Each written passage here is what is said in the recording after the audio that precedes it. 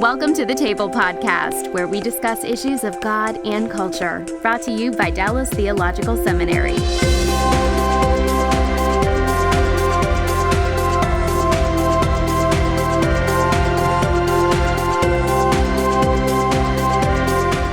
Hello, I'm Bill Hendricks, Executive Director for Christian Leadership at the Hendricks Center, and I want to welcome you to today's Table Podcast, where we discuss issues of God and culture. The number one question on any young adult's mind is, what should I do with my life? In theological terms, it's the issue of calling, which is really the question of purpose. Why am I here? And to help us to discuss these matters, we're joined today by Dr. Paul Pettit, Director of Placement and Career Services at Dallas Seminary. Paul, welcome to the table. Hey, Bill, thanks for having me on. Well, I know it happens to me every spring, as I'm sure it happens to you. A student comes into your office, sits down, says, Dr. Pettit, I'm getting ready to graduate here in a few weeks, and I really need to figure out what I'm going to do after I graduate. Two questions. First of all, what goes through your mind when they say that? And secondly, what is it that you then say in response to that question? Wow, great question. I talked to a young person the other day, and they said they were going to do an internship. And they said they were so excited and so relieved. And I said, why is that? And they said, well, I'm getting ready to go to Thanksgiving dinner, and I know all the relatives are going to say, what are you going to do when you graduate? He said, I'm so excited I got an internship. Now I can just look at them and tell them I already got this lined up. So it does weigh on people. And first of all, a lot of people are giving of themselves in the ministry. You know, they're pouring out themselves, they're giving of themselves. And so oftentimes they don't take a look inside and slow down and really self-evaluate. They're so busy serving others that when I'll say to them the same question you just asked, hey, what do you want to be when you grow up? Or what do you want to do when you graduate? They'll say, I'm not really sure. That's why I'm here. Right. Or either that, or maybe they've done a couple of things and they don't really like it. You know, they've served in a couple of ways over a period of time, and they say, but I know I don't want to do that. Right. So we do have some starting points normally, and we do have some ways of getting at what they're really passionate about and how they've been wired and what they're gifted to do.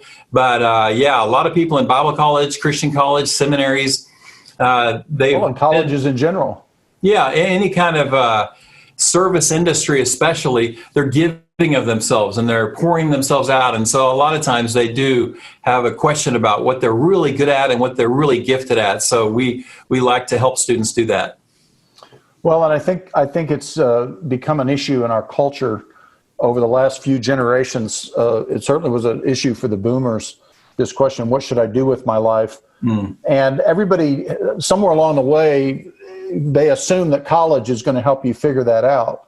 Mm-hmm. And of course, they don't realize colleges really have no vested interest in helping somebody figure that out. You know, for the colleges part, my assumption is they assume that the student and their parents have kind of figured out what they're going to do, and they're accessing the resources of the school to figure that out. But the reality is that we have millions of young adults graduating, lost as lambs as far as what should I do with my life. And then, of course, they'll circle the field, maybe get a entry-level job, and that's not, really appealing. And so they think, well, maybe I need to go back to school, get another degree. And of course, here at Dallas Seminary, they're coming back to get a degree that prepares them often for work in a church. And again, it's that feeling like, well, I don't know what I'm going to do, but somehow when I get through seminary, I'll know. Yeah. So help us begin to give us, what's a framework that the person, particularly a young adult, can begin to kind of use to think about in order to answer that question, what is it that I need to do, or what is it that I need to know? Yeah. I like to think of two different witnesses. One would be an internal witness. What are you jazzed about? What pulls your chain? What gets you up in the morning? What are you really passionate about doing? There was a megachurch pastor that said, what is it that you can't stand anymore? What is it that makes you cry? That you look at an issue and you go, that needs to be solved. I want to have a part in that. So that would be an internal witness. We all kind of know what we like doing, or we all kind of have a vague idea of what we want to do. We might not be able to articulate that. But then equally important, or maybe even more important, is an external witness. Are other people affirming that in your life? Are there 3 or 4 people that are close to you that would tell you the truth that would say, I can see you doing that, or when you do that really well. So we want to get those witnesses to line up. And it's not just grandma, Right. I've had a lot of young people. She's paid to tell you nice things about yourself. Yeah, I've had a lot of people in my office that say, grandma keeps telling me I'm our little preacher in the family. And the guy says, I hate preaching. But, in fact, I had a guy the other day, he said, Bill, he wanted to plant a church. He's been talking about church planting. I've known him for a couple of years. He was talking about church planting when I first met him. But recently he talked about becoming a children's pastor. And I said, man, you hate children. What are you talking about? And he said, well, you're right. There was an opening and I just I'm scared of church planting. I'm not sure if I can really pull it off. And maybe I thought I could just settle and just do this children's pastor job. And I said, man, let's talk about this. I don't want you to be frustrated. You're going to do this for 2 or 3 years, but the whole time in the back of your mind, you're going to say, what if I would have church planted? Look at that. My buddy over there, church planting. I wish I could go join him. So we go slow. We ask them to tell us what they want to do. And then we also look for signs from mature believers or other healthy adults that would speak into their life and confirm that. Well, that external witness is very important. It's also important that when you get that, you receive that. I knew a gentleman once, a young man, who was absolutely convinced that church planting was God's strategy for winning the world. And I don't disagree with that necessarily. This fellow, on the basis of that, said, so if that's his strategy, that's what I need to go do. Well, unfortunately, he didn't really have the gifts to do that. He had the heart to do it, and he felt like that was a viable strategy, but he just concluded, if that's the case, I automatically must go do that. And he had adults who had known him since he was a child and said, boy, are you sure? We're not seeing that. And that, and he to make matters worse, he picked a part of the country which was one of the most difficult areas in which to reach people with the gospel to begin with. And he moved himself and his wife and bound and determined that he was going to plant churches. And I think, to his credit, he hung in there for, 12, 15 years, but I don't think he ever planted a church. I think he got like a couple of Bible studies started and neither one of them turned into a church. And finally he came back to Texas with his tail between his legs. And he was kind of a broken man, and I always felt badly for him. But, it was in part because he hadn't really listened to that wise counsel. And he also hadn't asked a good question, which is, even if church planting is the best strategy, what's my best use in light of that strategy? Because he might have found that, maybe he's the guy who works with the young adult, the young person in high school and disciples that young kid who, when they grow up, they've got the gifts to go be a church planter, and he's gotten them on the way. God has room for everybody in his overall plan. Absolutely. When I get frustrated with the church, Bill, I remember that Jesus said, I will build my church. So I take comfort in that. Even when I look around and I think, man, that church is not doing it right, or this church over here is definitely not doing it right. I know that Jesus is the head of the church, and he's calling people to himself, and he's moving gifted people around in the body of Christ. It reminds me of, again, the young guy that says, well, grandma says I'm going to be the little family preacher. She's been telling me this ever since I'm in 3rd grade. But I remember Dr. Swindoll one time said, a guy might be called to preach, but nobody's called to listen to him.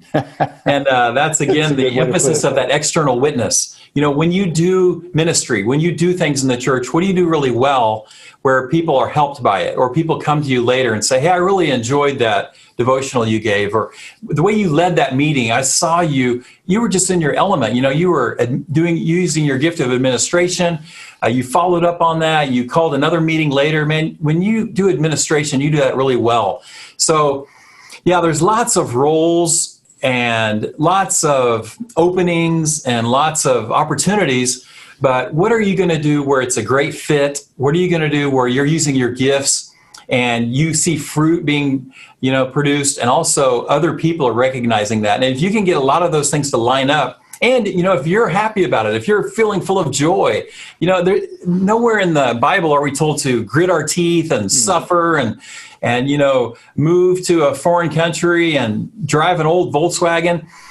We're not just suffering so that we one day look at God and say, hey, God, I did what you told me to do. I suffered for 80 years. We're supposed to be also full of joy. We're supposed to be giving of ourselves, and we're supposed to be seeing impact. So, I tell people you don't get extra points just for suffering in this role for many years. Well, do you think, and here I'm speaking specifically with reference to occupations, jobs within a local congregation. It would appear to me that we end up with something of a hierarchy of gifts in terms of what people think as far as, quote, ministry jobs. Obviously, a senior teaching pastor, that's the ultimate, at least in some congregations. In others, it's a missionary. Those are the people that have sacrificed, as it were, to go overseas. But in that congregation, there's a senior teaching pastor, and then there's sort of the other pastors under them, and then you get down to some of the administrative roles. And is it possible that because we kind of, it's just like 1 Corinthians 12 says, we give more room to some gifts than to other gifts, that the gifts that don't seem, and the roles that don't seem to be as influential, people aren't as interested in those, even though that may be where their gifts lie. How do you help somebody navigate those waters? Absolutely. We talk about the face of the ministry or the voice of the ministry, and oftentimes those gifts are prominent. Someone who's on a stage, someone who's on a platform.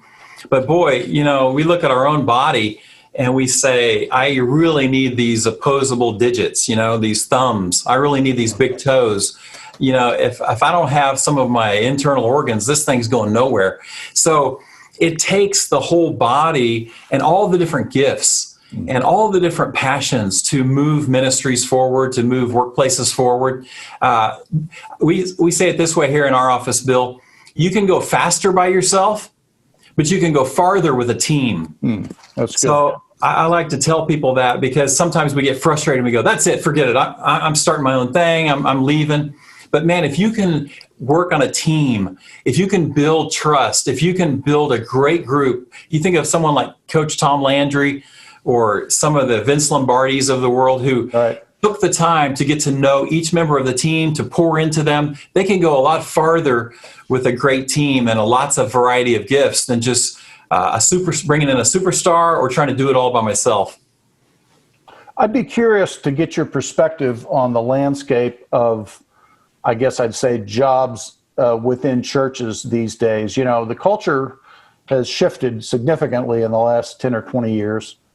And of course, when the pandemic hit, many churches, most churches, like everything else in the society, got quarantined. And we don't really know what the long-term effects of that much time away from meetings on Sundays and so forth is going to mean.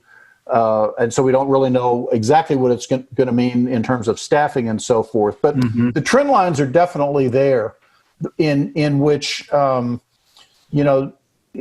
churches, well, let's just put it bluntly, churches may not have the same resources to work with in the years to come that they have had traditionally. I'm wondering what that's going to mean for people trying to find work as a paid employee of a congregation. And what your counsel is to somebody who's hoping to make a living in a church-related job, but may not be able to do it, or may only be able to do it part-time. Yeah, we are seeing that for sure. We're seeing the tech movement where, when you and I were younger, Bill, someone ran an overhead projector and we just oohed and awed, wow, that's amazing. Look how they can use that overhead projector. Yeah. Now we're seeing satellite campuses. We're seeing small groups using curriculum that they download.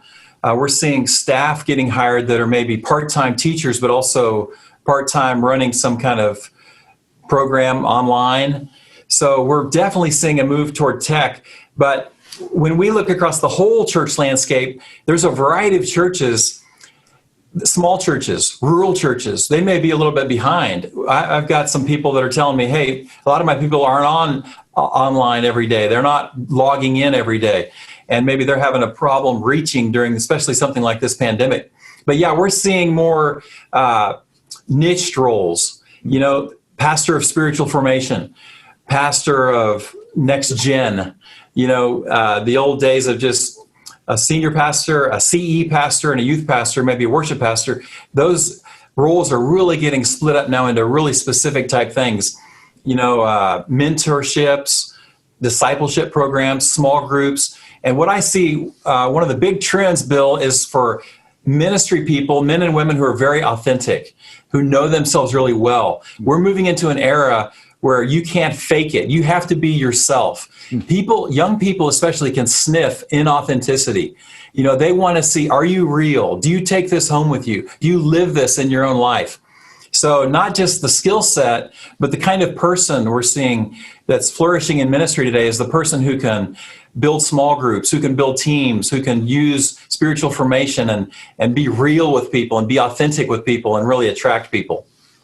Well, you mentioned the word mentoring, and as you know, that's a heartbeat for me. It's really a life message for me. Talk to us about the role of mentoring in people not only thinking about the purpose for their life and what kind of career they need to pursue, but then as they move forward into careers, the role of mentoring and helping them make tracks in that career. Bill, I get so many young people in my office and they say, I'm ready to go. I want to go work somewhere. I want to go serve somewhere. And then they add this caveat, but I would like to serve for another 3 or 4 years under an older, wiser person. Right. And I'm happy for that. I'm glad for that. And I just hope they get connected with the right person. But so often this person's 27, 28, 29 years old, and they still have that sense that I'm ready to maybe go teach this information, but I really would like an older, wiser person to pour into my life and get me started into this career of ministerial work or maybe parachurch, nonprofit work. I still want an older, wiser person, someone who's been there and done that, to take me under their wing and mentor me and really pour into me some of the lessons they've learned. So I like that because, it's saying, hey, I don't want to pay the stupid tax. I don't want to go out there and make a bunch of dumb mistakes that I know someone could really pour into my life and show me, hey, this is the way, walk in it. Well, and that really speaks to older listeners of this podcast or viewers of this podcast.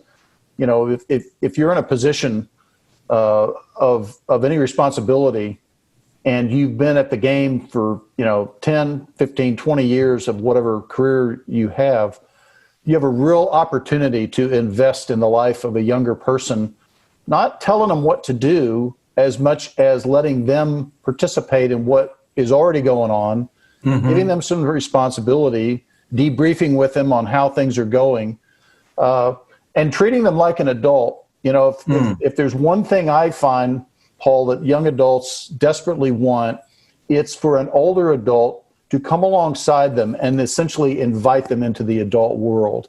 By treating them like an adult, which means giving them responsibility, letting them deal with consequences of decisions and choices they make, but also share in the successes that the person has and really build them up and praise them when things are going well and they've achieved something. Mentoring is got to be, I think, the church's secret weapon, if you will, because we've known about discipleship for 2,000 years or more, and mentoring and discipleship are really joined at the hip. Absolutely. I mean, every Paul needs to have a Timothy. We need to be working ourselves out of a job. And Bill, one of the things I see with pastoral succession, it's a hot topic right now, is pastoral succession, because a lot of baby boomers are 60 years old, 65, and they're like, and the ones I see that are doing it really well, they've got some younger people underneath them that they've been pouring themselves into. They call and they say, hey, we've got 2 or 3 candidates, we'd like some advice, but it's people that we've raised up. They're almost homegrown. And the ones where they have a struggle, sometimes it's like, hey, I'm 65 years old. I'm ready for you to send me a candidate. And oftentimes my partner here, Greg Hatterberg, says, you've been there 30 years and you haven't raised up 2 or 3 young people. Right. So I like that approach. Who are you grooming? Who are you mentoring? Who are you pouring yourself into? We don't want you to get to 70 years old and say, okay, send me some fresh candidates. I'm done. I've spent my time here. We want you to pour yourself out into 3 or 4 key younger people that everybody in the community knows, wow, this person is ready. They've been sitting in this seat for 10, 15 years. They've been an associate pastor, assistant pastor, a student pastor, and they are really ready to move up because we know our senior leadership has been pouring into this person. That's a better approach. Well, and it's a safer approach. It always is safer to go with a known quantity that you have some history with, and you've seen this person in action over time. You know their strengths, you know their limitations, but as much as anything, you know their heart, because hopefully if they've been with your body any length of time, they've adopted the core values by which this congregation operates. Whereas to bring in somebody from the outside, it's gonna be a learning curve on both sides. And you also may discover that this person brings some things that you hadn't seen when you hired them. Even the culture of the organization, the DNA of the organization, when you've been somewhere and served somewhere, you get to know those families, you get to know that geography. Eugene Peterson was the one that said, ministry is always done in a particular place. And there's a big difference between doing ministry in maybe a major metropolitan city and maybe in a rural area or a small town. So all of those things have their quirks. They have their different senses of, what's going to work well and what's not going to work well. So I like the idea of someone going somewhere and trying to say, hey, I'm going to drive a stake in the ground. I'm going to do ministry here as long as I can and let the Lord use me in this particular area. Now, it doesn't have to be that someone has to stay in the same place. Obviously, people move, people relocate. But oftentimes, unfortunately, we see someone who's moved too many times or moved a lot. And we're back to that question that we started with. A person can be 50, 60 years old, 30 years in the ministry, and may not know themselves really well. Maybe bumping their head up into the same problems over and over again with several different boards or several different deacon groups or elder groups. And I can see on my software bill, I can see on my chart, every 3 or 4 years, this person moves, and that breaks your heart as well. You think, man, this person is kind of learning the same lesson every 3 or 4 years. Or not learning, as the case may be. Yeah, unfortunately. I might interject here, if I can advertise on behalf of the Hendricks Center. We actually have a program for those who are serving in vocational Christian work, who face that problem of they keep running into the same problem again and again and again, and they can't seem to get past it. We call it LEAD, and it's a 5-day intensive leadership development exercise for a couple, and we put them together with 4 different kinds of coaches: a personal and marriage coach, a giftedness coach, a ministry coach, which is really about their vocation, and then what we call a life dream coach. And over 5 days, it's a very intensive set of interactions with these coaches to go all the way back into their family of origin, into their marriage, into things that may be holding them back, but also through that giftedness piece to really nail down in clarity, what has God given you by way of making a contribution? And out of all that, they begin to get some new horizons as to, some strategies for beginning to get past some of these issues that have held them back, but also to get a fresh perspective on what God might have for them in the days to come. So I mentioned that for the very reason that you pointed out, people running into that same roadblock again and again. That doesn't need to continue. I would encourage people to contact the Hendricks Center and find out more about that LEAD program if that's the situation for them. Let me second that unsolicited advertisement here. I went through LEAD and I loved it. I'll never forget my label. I was an orchestrating organizer with people. So I remember hearing that for the first time and saying, okay, you're going to have to break that down for me. I have no idea what you're talking about. Well, you're an orchestrating organizer. You love organizing things. but you don't love organizing figures or facts. You love organizing people and orchestrating. And so for 12 years, they gave me 300 students, and they said, Paul, put all these people into small groups. And I said, oh, I would love to do that. And then when Greg Hatterberg called, he said, do you want to serve as the director of placement? I said, well, tell me about it. What is that? Well, you'll take all the graduates and quite a few of the alumni, and you'll figure out where they should serve in ministry. So he didn't have to talk me into it. Lead had helped prepare me for that. I knew what I might be good at, and I knew what I should stay away from. And when he said, you'll be organizing people and putting people into churches and ministries, I knew I was gifted for that. So I'll never forget that phrase. I need to get it tattooed on my arm.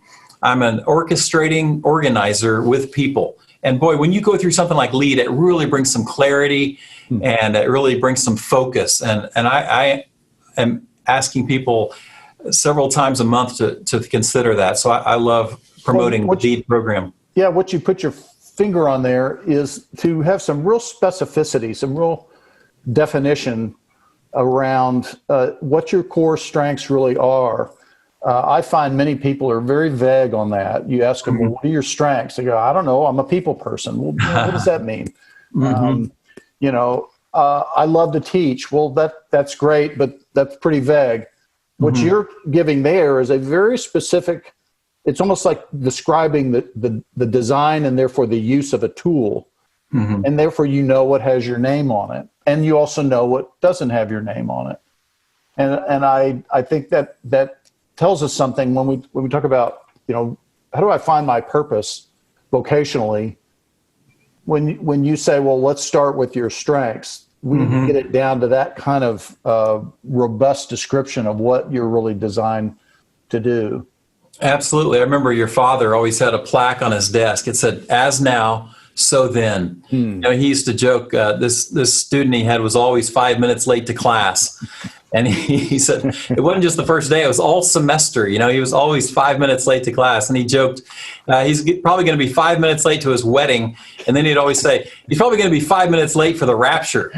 So it's as now, so then. I talked to students, I said, what did you love doing in middle school and high school? What have you done well in the past? And they'll come back and say, well, I guess I was good at that. I just thought I did that naturally. And I'm like, yeah, well, let's move that forward. What if you could do that in the future? So sometimes we don't see our own giftedness. We don't see what we're really good at.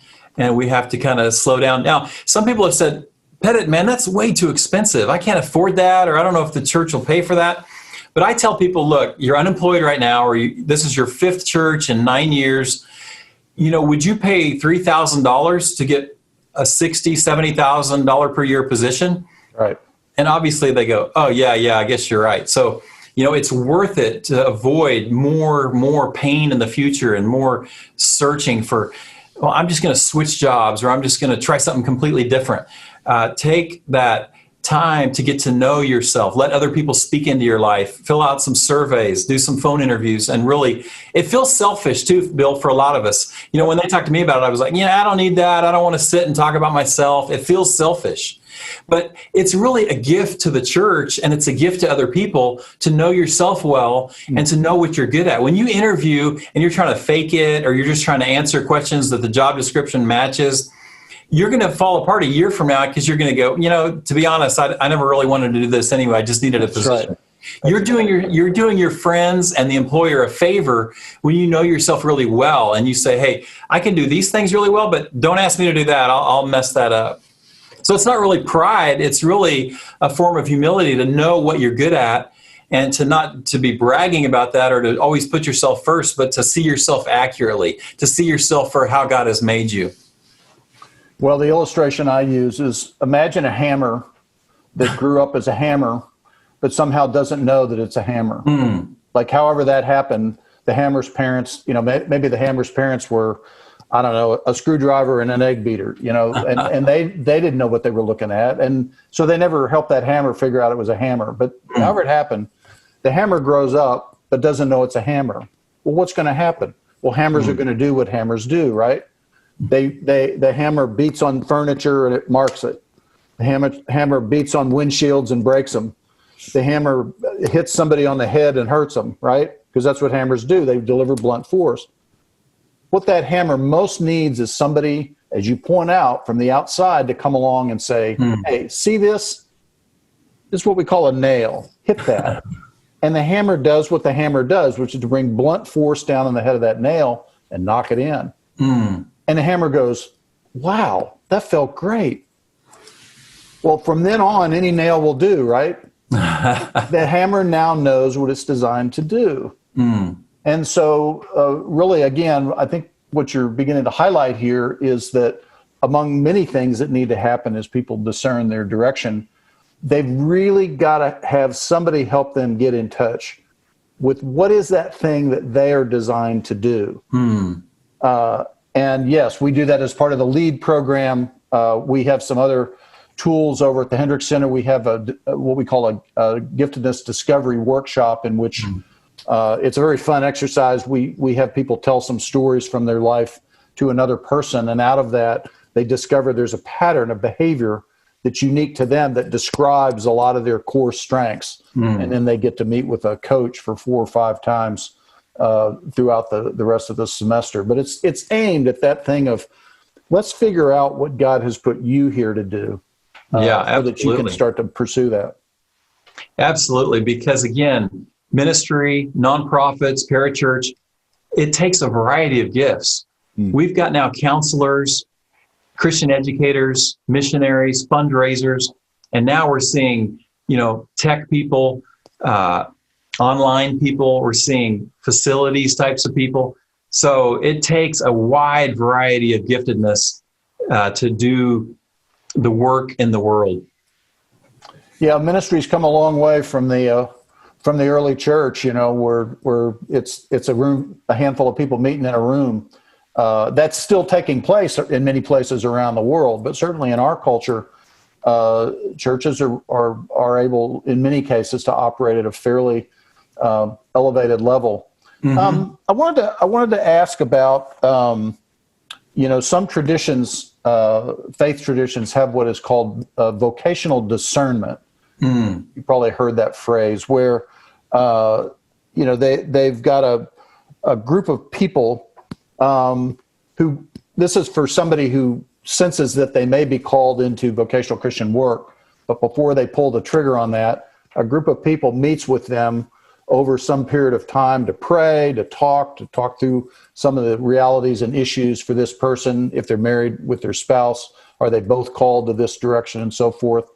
How might a strategy like that work, let's say in an institutional setting like the seminary, or perhaps in a church setting where people are trying to discern their life direction?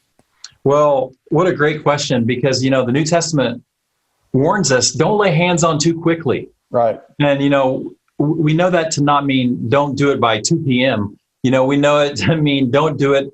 Someone's come to Christ, someone's made a public profession of faith through baptism, and then usually that afternoon we sign them up.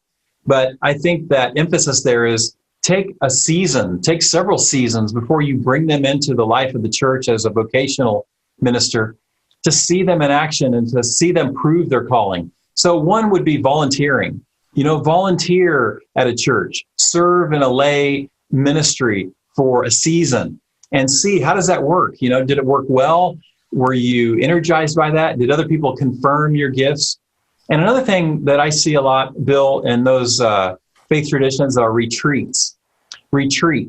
And to many busy evangelicals, a retreat is like a dirty word. I remember when we were for 12 years at the Hendricks Center doing the spiritual formation retreats. They started off as like 3-day events, almost 4-day events. And toward the end, people would say, wait, are you kidding? You want me to spend 3 days at Pine Cove? Three days, you're saying? We've gotten to the point, our busy evangelicals are in such a hurry that I think retreats are a powerful way to get away from the noise of the world and maybe do several of those, a spring retreat, a fall retreat, and then also maybe journaling. Journaling is a powerful way to capture your own emotions. What did you feel like? What did you sense when you were doing those ministry roles? And going back and looking at your notes, hey, I did this today in ministry and I hated it, with 4 exclamation points.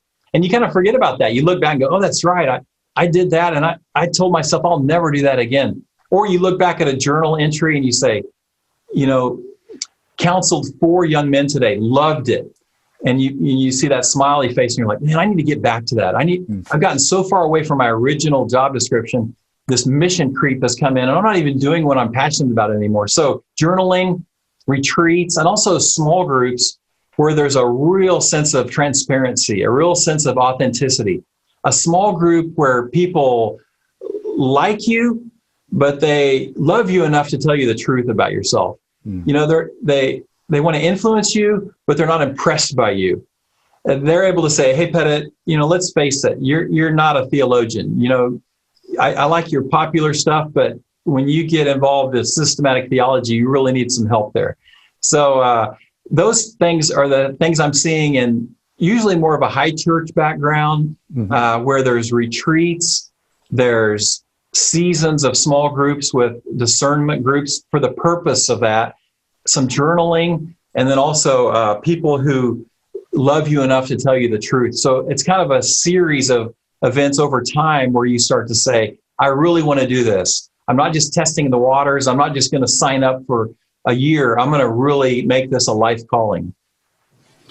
Let me ask you about a trend that I have noticed. It certainly has been something that I've seen in the LEAD program, but I've certainly run into it in other contexts. Somebody, grows up and comes to faith as a teenager, gets involved with a youth group or something like Young Life, in college, maybe a parachurch ministry and so forth, but they really enjoy getting in there and helping other people learn about Jesus and start to grow in Jesus. And somebody comes along and says, you really love people and you have a great heart for developing people. Why, you ought to think about going into the ministry. And so they think, I hadn't thought of that, but I guess you're right. And if you're going to go in the ministry, you might as well go to seminary and get trained to do that. So they come to Dallas Seminary and they go through the training, and then they get out and they get into a church. And sure enough, they get hired onto a staff to, say, work with young people. Only now, what they're asked to do is not to work directly with the young people per se, but to recruit adult volunteers who are going to do that life-on-life work with the young person. And in that one-off relationship, suddenly things aren't going as well, because really to work with those volunteers, it's a more administrative kind of task. And furthermore, as I say, it's a one-off. You're not seeing directly the light in the kid's eyes when they finally get it, right? Yeah. And they're very frustrated, and they're wondering, am I really called to ministry? And it's made me think at times, I wonder if we sometimes encourage people to, quote, go into the ministry, when if they really want to do that kind of ministry, life on life, they'd almost be better going into some other line of work that then frees up their evenings and weekends to do what? Why, to go be one of those adult volunteers with the youth group, or to get involved with young adults and help them figure out what to do with their life and mentor them and so forth. Have we missed something along the way when it comes to, quote, ministry? Well, absolutely. Ministry is not simply working at a church or working at a parachurch. We think you can do ministry in all different types of vocations. We believe you can do ministry. I think Martin Luther was the one who said taking care of small child is ministry. Absolutely. So, we put that capital M on the label and say, oh, he's going into the ministry. But wow, what an impact in the marketplace. What an impact in the professions of medicine and law. You don't have to be working inside the four walls of a church full-time, getting a paycheck from the church to be doing incredible ministry. In fact, I like the way you started that story, because it reminds me of the athlete. A lot of times an athlete will be, oh, he was a quarterback. Surely let's make him a head coach. And a lot of times in college, they find out, well, he's so far away from football. He's spending so much time in the media interviews, the recruiting, spending time with the AD, spending time with the board. He's so far removed from football. He's not even. So that's exactly your story, because again, somebody flourishes in a local youth ministry, and next thing you know, they're trying to figure out budgets and boards, and and they're so far removed from doing ministry with people that they wonder, how did they get to this place? So we definitely need to broaden our definition of ministry. And sure, some people may be sensing a call to full-time vocational ministry, and we welcome that, but it really needs to be affirmed by other people. It needs to be practiced by that person for several years. Don't just rush into ministry and then get frustrated. And also, the life of ministry can be fairly frustrating. It's probably most often lower pay, and it's long hours, and it's sometimes frustrating. So we know there's a credible reward serving Jesus Christ and seeing that joy in our life and seeing that fulfillment of God using us. But sometimes I think people think it's an extended Bible study, Bill. They think, I'll just go into ministry. What do? You just have a Bible study all day, don't you? Or, hey, right. I see you, Pettit. You just work one day a week. So we really, sometimes that older mentor, that older, wiser mentor can help in this too, to say, hey, let me walk you through what it's like being in ministry. There's some highs, there's some joys, there's some wonderful moments of getting returns on your investment. And then there's sometimes where you're really frustrated or you're really, feel like discouragement comes in. So they need a balanced view of ministry and kind of know that it's not all just, Sunday mornings and getting your hand shook on the back door and people telling you how wonderful you are. Yeah. Well, this whole issue of calling, which is theologically what we're talking about here today, it's a huge issue for the church. Just to put a context to it, back in 2014, the Barna organization polled a representative sample of active, what it called active Christians. And it asked them basically two questions. Number one, do you believe that God has a calling for your life? And it was basically about 100% of people said, well, yeah. And then it asked the question, do you know what that calling is?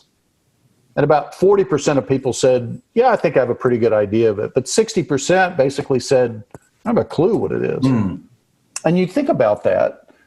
Here we're telling people from eternity, God has made you and placed you here and gifted you for specific purposes for which he's prepared you to be the answer to those purposes, to be the answer to those prayers.